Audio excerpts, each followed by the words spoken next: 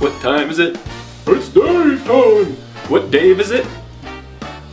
This one. Well, welcome to Late Night with King Dave. I am that Dave! We got a great show for you tonight. We'll find out. Got a couple things like, I don't know, maybe remembering, maybe a meandering or two, or just one. We got a special guest too. He's a great friend, one to almost say the best. He started off with his life in the pits, and he ended up playing Dr. Drake Remora. Stay tuned.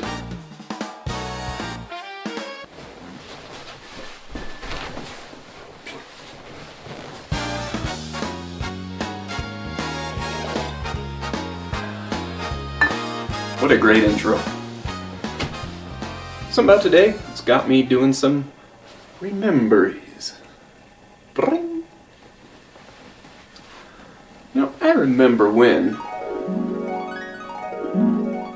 You know, I fought that one really gigantic dude, that Goliath of a man.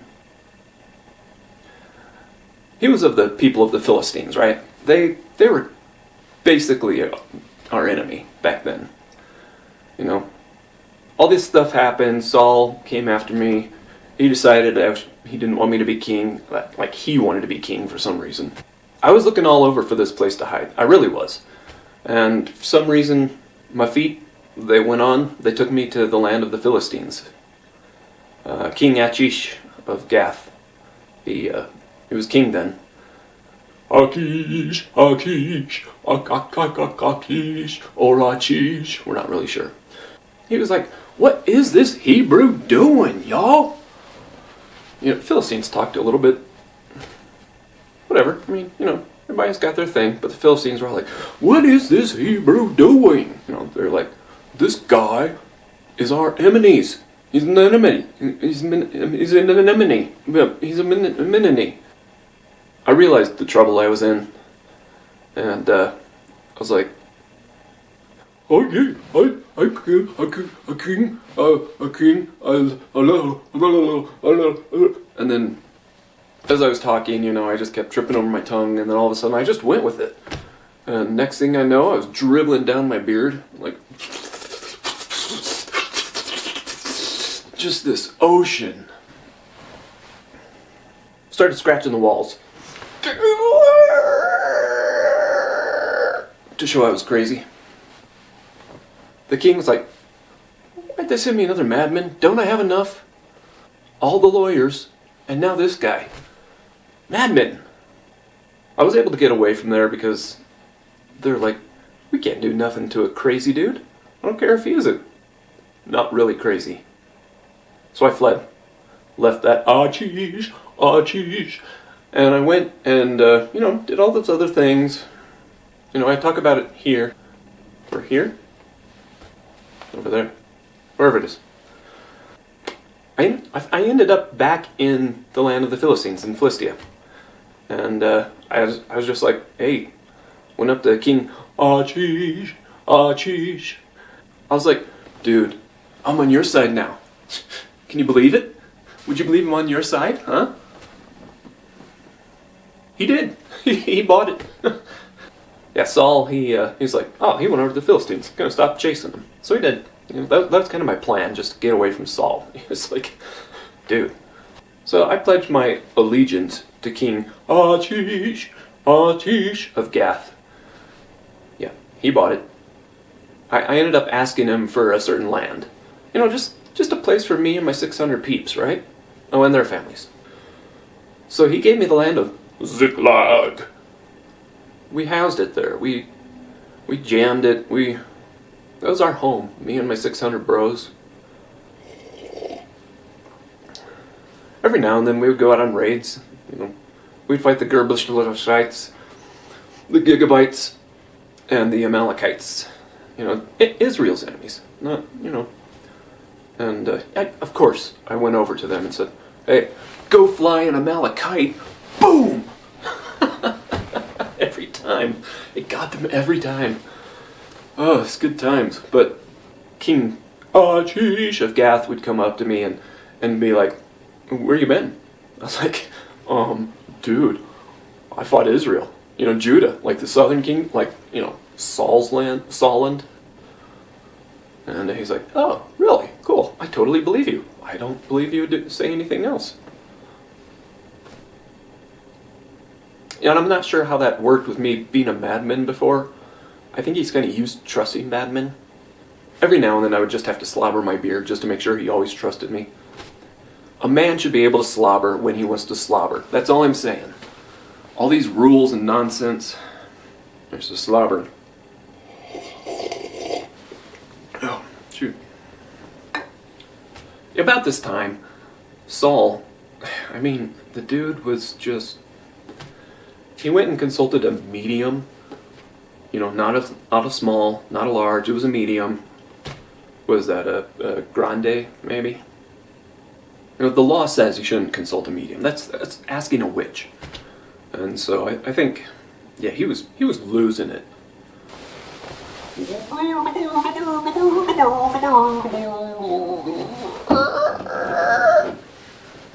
Yeah, so about that time, me and my 600 bros, we were walking in the back of the Philistine fighter guys, the Phil fight, King Achish's warriors, and some of the other princes, like the man, got to fight the man. They came up to King Achish, and they were like, hey, "What's this guy doing? Isn't this the one? The Dave has his, or the Saul has his thousands, and the Dave has tens of thousands. They sing about him, right?" And Achish was like, "Well, he's been nothing but an angel to me." He called me an angel.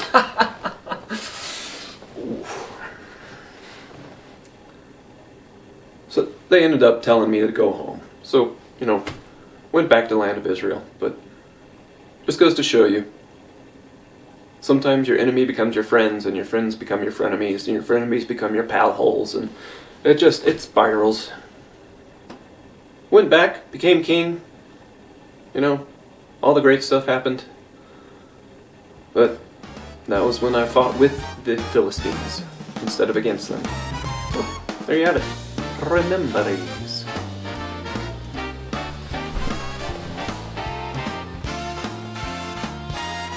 Just a little thing I do. Forgiveness has kind of been on my mind lately. I don't know. It just had me andering.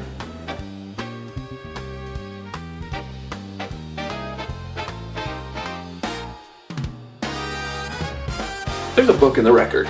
It's called Matt.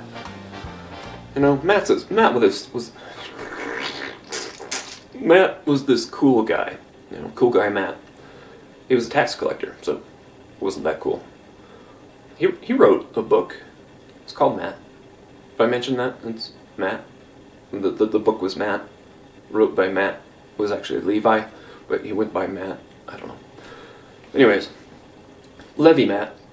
He talked about this one time. This one guy, Petey. This dude was just sort of out there, He was always thinking he was the best. Him and his two bros, Jimmy and Johnny. They were always, Petey, Jimmy, and Johnny. They were the guys. Petey went up to Jesus one time, and I can just see it in my head, The other 11 disciples are around there, and Petey's like, "Guys, check this out." He goes up to Jesus. "How many times do I have to forgive someone?" 7. And when he says 7, he expects all the disciples to go, "Oh, no, not that much, not 7. And Jesus, cool as a cucumber, he's just like, "No, not 7. And as he says this, they hang on every word. It's more like 70. And the disciples go, "Oh." And then he says, "Times 7. Boom! Oh! Yeah! Mm. And Petey's just like,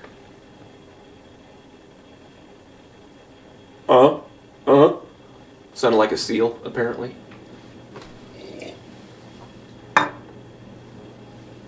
It's cool. I'm sure Jesus used this particular number for a reason. I'm not exactly sure what it is, but it's a number, and it's listed in the record. Record numbers, they're always significant. If you take 70 times 7, that's 490, doing the quick math. There are exactly 1,440 minutes in in a day, there's a day of numbers with 70 and 40 numbers in a day. There's 14 numbered.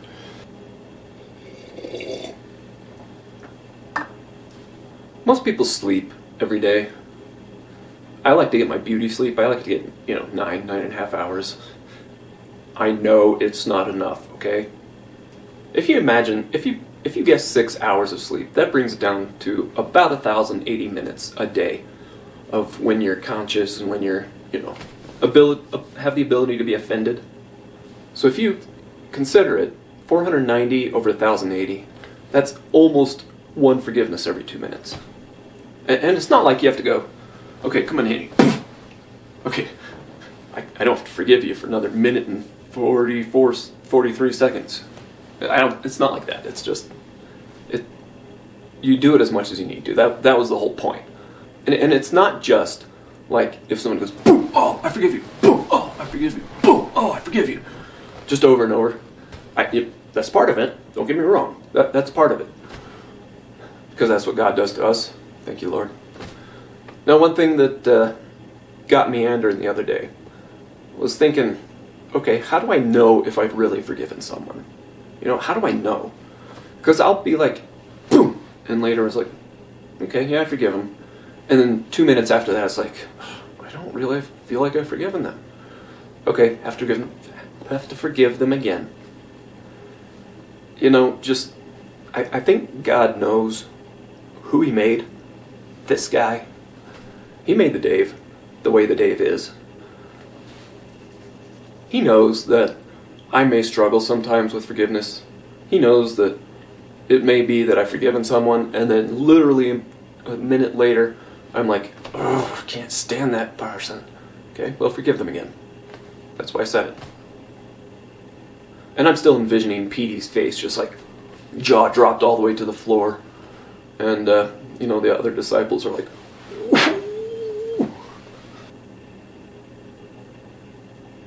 it's cool. It's cool. Jesus loved his bros. But every now and then, he'd be like, bam, Petey. You whack. That's it. I'm done. I'm done. Auf Wiedersehen, adieu.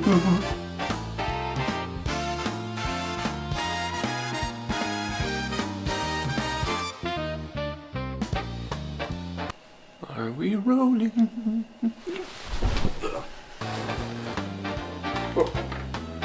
No! Where's my coffee? Oh, hey, it worked! Oh, that sweet nectar of the bean. Well, speaking of forgiveness, we're gonna have to forgive our next guest for being so cool. Dude, like I said, he's one of the best friends there is. Some would say the best. And, let's get right to it. Joey! We got Joey! Well, hello, Dave. Yes, it is I, Joseph. So, how you doing, huh? I'm doing fine. How are you doing? How you doing? Like, how you doing? Oh, yes, I see. This is a very common mistake. See, I am not Joey from the hit 90s sitcom Friends. What? You don't say. No, I am Joseph, the son of Dirty Sneaky Thief. Oh. Yes? Well. Okay. So, welcome aboard then. Normal, I guess. I am glad to be here. Thank you. Thank you for the warm welcome. So you played Dr. Drake Remora. Ah, now you see, this is another common mistake. I still am not Joey from the 90s hit sitcom Friends. Oh. Right. Okay. So... Then Ross and nope. Okay. Well, so what is your story then? You see, I was the 11th son of Dirty Sneaky Thief. The first son of his favorite wife, Rachel. Ah, okay, that Joey. Who are you? What's your story? I was a young man once, back in my younger days. I started off, my father wanted me to see how his other sons were doing. Snitch. Sure. So Snitch, I prefer more Familial Informant. Familial Informant. So now why were you snitching? Like, your brothers were out there working hard, hardly working. Am I right? Oh, that's a good one, but no, they were hardly working. Oh, they were hardly working. Okay, so you go and snitch. Does that seem 6'8"? I don't know, it just, to me, you know? So, your dad, he kinda, sorta, kinda made you his favorite? I would not say that I was kind of his favorite. I would say I was completely his favorite. My father gave me a coat of many colors. Coat? Many colors. But it is warm out, so I am wearing this shirt.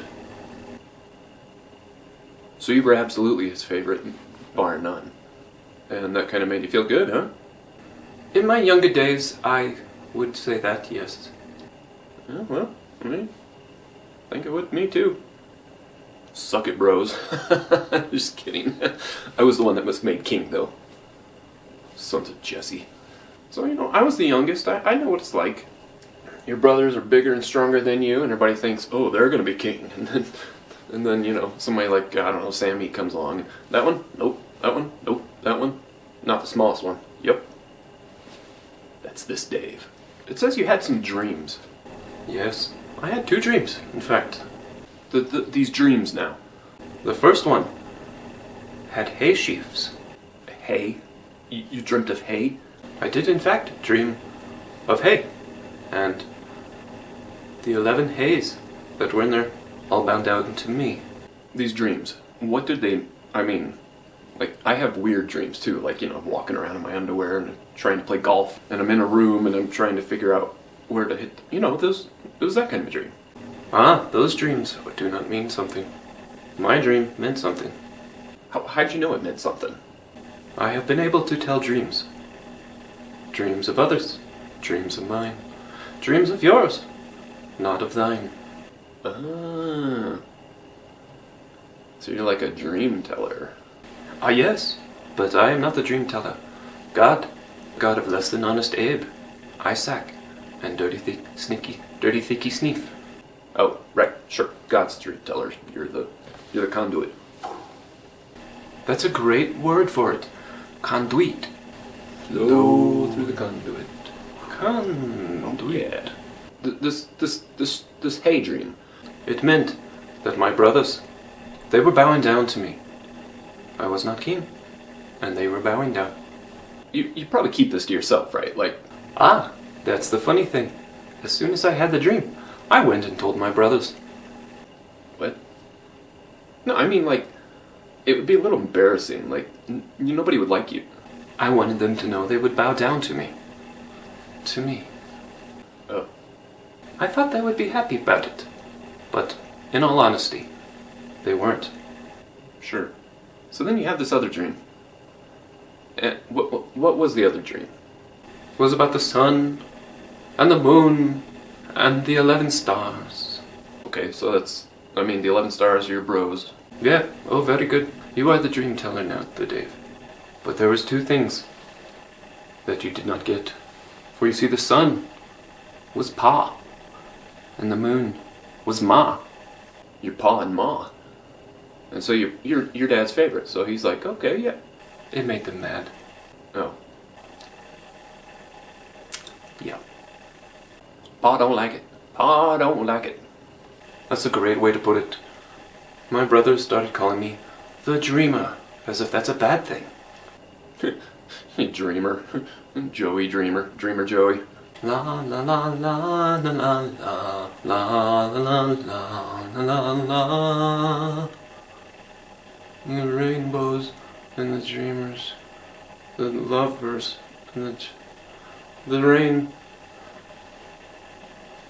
Oh, that's beautiful. Oh, beautiful. Oh, well done, well done. So by now you pretty much made everyone in your family mad, right? Like, these dreams you have that you maybe should have kept to yourself. Maybe you shouldn't. You shouldn't be saying that. Oh, maybe you should have kept him to yourself. Oh. That's why there's forgiveness, right? I mean... They threw me in a pit. Or not. Straight into a pit. Yeah, thrown in a pit is good too. I mean... A round pit. A big pit. By my pits. So you're in the pits. Yes. This was not a pleasant time in my life. That's a very crass thing to say. Thank you, Dave. They didn't kill you. I mean, that's kind of a win. They almost did kill me, but they didn't. You are right. As I was contemplating life in this pit, behold, a group of Midianite traders came by, and one of my brothers saw an opportunity for some... That's how he put it. Midianite traders? Huh. What'd they trade you for? See, this is where I think he got robbed. They traded me for a pack of Big Red gum and a 16-bit Nintendo emulator. Seems rude. Somebody really wanted their Super Mario Brothers. Maybe Baby Yoshi. I guess I could see that one. I would think you're worth more than that, but you know. I very much agree with you, Dave. The Midianite traders then took me to Egypt. Took you to Egypt? And they traded me to Potiphar. Wait, what is a Potiphar? Potiphar. Boil 'em, mash 'em, stick 'em in a stew. So he sold you to this Potiphar. I was sold as a slave to Potiphar. Or Potato Fart, maybe. Maybe that's where they got the name. Potiphar. Potiphar. It makes perfect sense now. Yes! He lived next to the Nile. Oh, so he lived next to the river. River, yeah. Instead of whining and being down on myself, I worked hard. I moved up. I became the head of Potiphar's household. You work hard. I mean, that's, respect. Like, better than snitching on your bros, I guess, huh? Let's not bring up the snitch. Well, hey, so you're moving on up to the west side, the east. It was not a side, it was all around. Well, okay, but sure, you're moving on up. Oh, I see. But this one day, the wife of Potiphar, my boss, noticed me. I mean, come on, let's be honest. You're pretty good looking in both form and appearance, am I right? I am glad you noticed. Yeah. Bad boys right there, huh? Oh, sorry. Out of the, in character. Why, thank you, Dave. Thank you. Alright, that's what I'm talking about. She wanted me to violate the trust of my boss. I was not about that. Oh boy. Oh boy! What happened? Oh, well see, Dave, I was falsely accused, and then I was put in jail! Oof. Well, we don't have time to talk about that tonight. Come back again. But there's so much more that happened! Thanks for coming, Joey.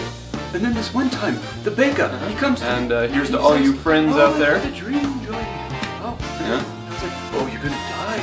Oh no. Good night, and The guy wabaloo. He, and,